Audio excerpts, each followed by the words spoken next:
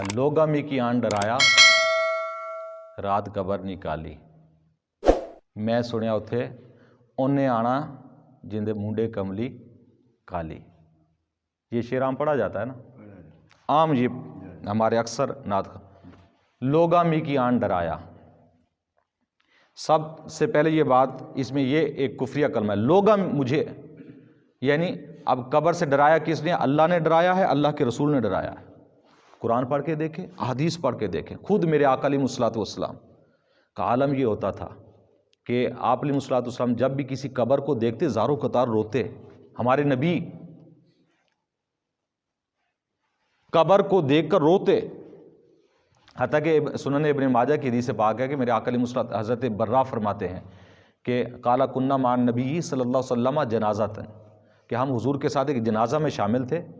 تو جنازہ کی نماز پڑھی ہم نے. جنازہ کی نماز پڑھنے کے بعد ہم حضور کے ساتھ ہی تھے کہ حضور ایک قبر پر، ویسے قبرستان میں ایک قبر پر تشریف فرما ہوئے، قبر پر بیٹھ گئے. فجالسا حتی بقا، کہ قبر پر بیٹھے اور رونے لگے. اتنا روئے فرمایا کہ حضرت برا فرماتے ہیں حتی بلت سرا، حتیٰ کہ اس قبر کی مٹی تر ہو گئی. یہ سنن صحیح ابن ماجہ کی حدیث پاک ہے. قبر کی مٹی تر ہو گئی. اس کے بعد حضور نے کیا فرمایا؟ یعنی خود کافی دیر تک روتے رہے حتیٰ کہ حضور نے فرمایا کہ یا اخوانی، اے میرے بھائیو.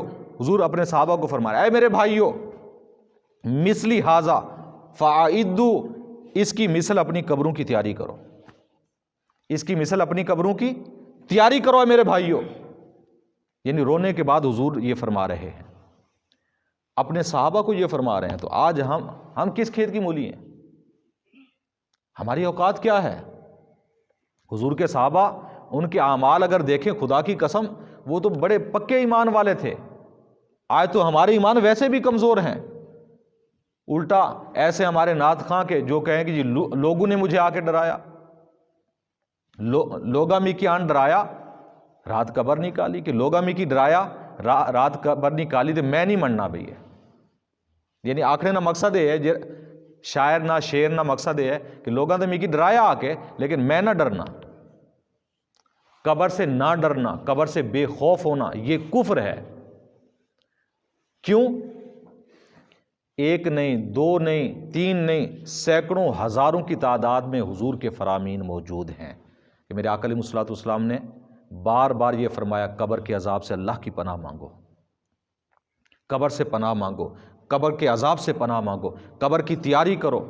یہ میرے آقا علیہ الصلوۃ والسلام خود فرما رہے. خود نبی کریم صلی اللہ تعالی وسلم روزانہ قبر سے خود پناہ مانگا کرتے تھے. حالانکہ آپ تو پاک و صاف ہیں، لیکن امت کی تعلیم کے لیے روزانہ اللہ کی بارگاہ میں 100 مرتبہ استغفار کیا کرتے تھے، قبر سے پناہ مانگا کرتے تھے، اور اپنی امت کو حکم دیا کرتے تھے قبر سے پناہ مانگو. ہمارا نبی حکم دے قبر سے پناہ مانگو، آج کا شعر، آج کا نعت خواں کہے قبر سے ڈرنا نہیں جی، لوگا می کی آن ڈرائے رات قبر نکالی.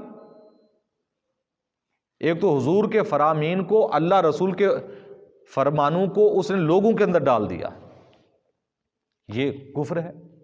لیکن اگے آکھنا کہ جی میں سنیا اتھے انیا آنا جندے مونڈے کملی کالی. میں سنیا کہ قبر ہے جو حضور آسن تھے میری نجات ہو جاسی جی. تو قبر میں نبی کریم صلی اللہ علیہ وسلم کا آنا یہ نجات کا معیار نہیں ہے. کیوں؟ حضور تو ہر قبر میں جائیں گے، اور خصوصاً جو بلکہ کفار کی جو قبریں ہیں نا، کفار کی، کافروں کی قبروں کے اندر بھی حضور کی مبارک شبیہ دکھائی جائے گی، اور سوال کیا جائے گا ما کنت تقول فی حق ھذا الرجل.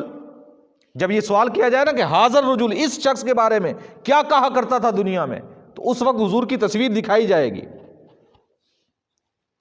تو قبر میں تو حضور کی مبارک شبیہ سب کو دکھائی جا رہی ہوگی،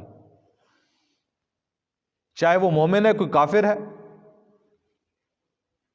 یہ آگے بخاری کے اندر آگے ابھی یہ کچھ دنوں کے بعد یہ حدیث آئے گی واضح طور پر، یہی حدیث کہ ما کنت تقول فی حق ھذا الرجل، یہ حدیث کہ اس شخص کے بارے میں تو کیا کہا کرتا تھا دنیا میں. تو اگر قبر میں حضور کا آنا مدار نجات اور معیار نجات ہے تو حضور تو کافروں کی قبر میں بھی آئیں گے، وہ صرف ہماری قبروں میں تو نہیں آئے گا، سب کی قبروں میں حضور جائیں گے۔